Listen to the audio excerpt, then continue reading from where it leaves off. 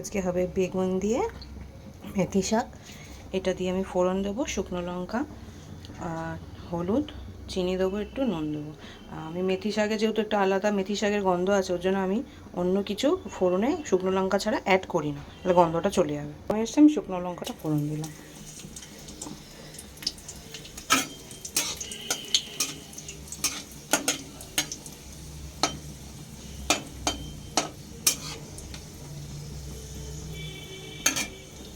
বেগুন দিয়ে দিয়েছি, বেগুনটা একটু ভেজে নিই।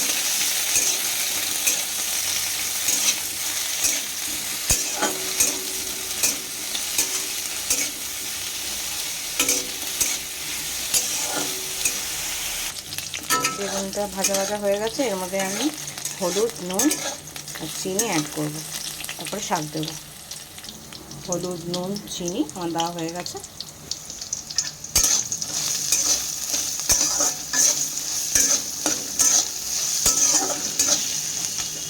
শাক দেবো।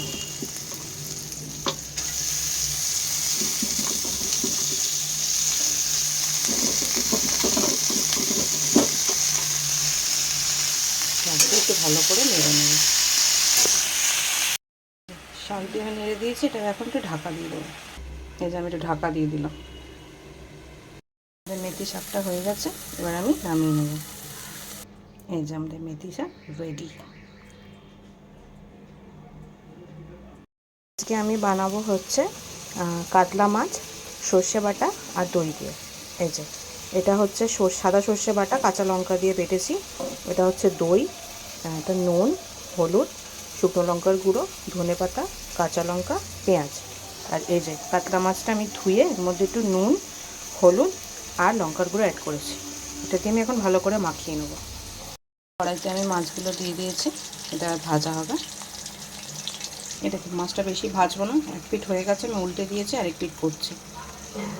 আমার মাছ ভাজাটা হয়ে গেছে, দেখুন আমি তুলে নিয়েছি। এবার একটা একটা করে মশলা দেবো। আমি করব এটা, তেলটা গরম হতে পেঁয়াজটা দিলাম।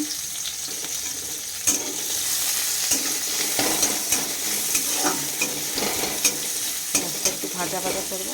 আমি পেঁয়াজ দিয়ে করছি, আপনারা চাইলে পেঁয়াজটা নাও দিতে পারেন। আমার একটু ভাল লাগে ওই মানে সর্ষে বাটার সাথে পেঁয়াজ দিয়ে দই দিয়ে খেতে আমার খুব ভালো লাগে, তাই আমি দিচ্ছি। আপনারা চাইলে স্কিপ করে দেবেন। এই যে আমার পেঁয়াজটা ভাজা হয়ে গেছে, এবার এটার মধ্যে আমি সর্ষে বাটাটা অ্যাড করব। সর্ষে বাটাটা দিয়ে দিয়েছি, এবার নাড়বো ভালো করে।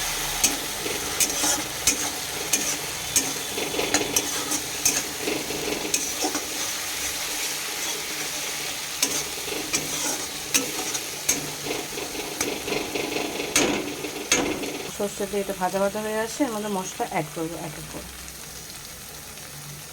যে দেখুন আমি দিয়েছি লঙ্কার গুঁড়ো, হলুদের গুঁড়ো, নুন, একটু চিনি। এবার এটা দিয়ে ভাজছি।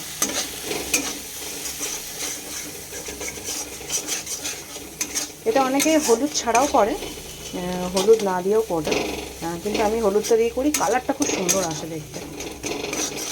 দেখুন মশলাটা আমার বেশ ভালো রকমভাবে ভাজা ভাজা হয়ে গেছে।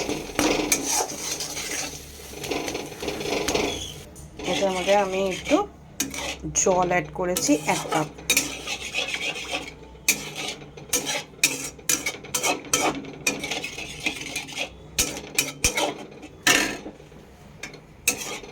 এবার এটা একটু ফুটে আসলে আমি দইটা অ্যাড করব।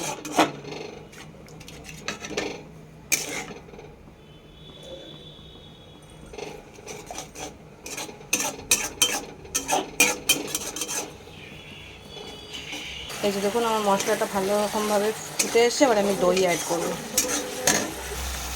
এই যে আমি দইটা অ্যাড করেছি, দেখুন ভালো করে মিশিয়ে নেব।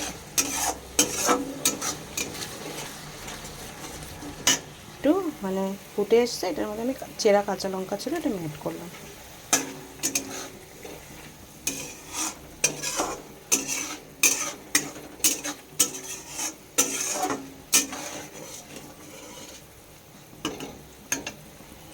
এবার আমি মাছের পিসগুলো অ্যাড করব। যে মাছের পিসগুলো আমি অ্যাড করছি এক এক করে।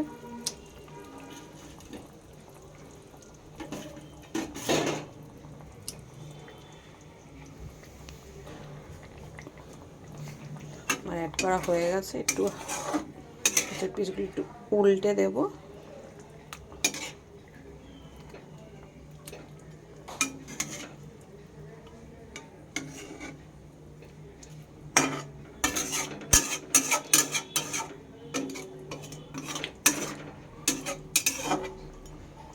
দেখুন, আমি বলেছিলাম না যে হলুদ তো দিলে কালারটা খুব সুন্দর আসে। দেখুন, এটা এখন 10 মিনিট আমি লো ফ্লেমে রেখে দেবো ঢাকা দিয়ে। মাছটা হয়ে গেছে দেখুন। এবার এটাকে আমি নামিয়ে নেব। আমি নামিয়ে নিয়েছি, একদম মাখা মাখা করা। আর এরপর দিয়ে এই দেশি ধনে পাতা একটু ছড়িয়ে দিলাম। শীতকালে তো ধনে পাতা গন্ধটাই আলাদা, আর আমার এমনিও ধনে পাতা ফেভারিট। অনেকের আবার ধনে পাতা পছন্দ করে না, তারা না চাইলে নাও দিতে পারেন। এটা দিয়ে রাখলে একটা আলাদা ফ্লেভার আসে। দেখুন, আমাদের দই সর্ষে দিয়ে কাতলা মাছের এই ঝাল রেডি। এই যে আমার প্লেট রেডি হয়ে গেছে। ভাত, শাক, কাতলা মাছের ঝাল, দই সর্ষে দিয়ে, এটা গন্ধরাজ লেবু, কাঁচা লঙ্কা, নুন। আর ভাগ্নি ও মেথি শাক খেতে চায় না, ওর জন্য ডাল, আলু ভাজা আর মাছ।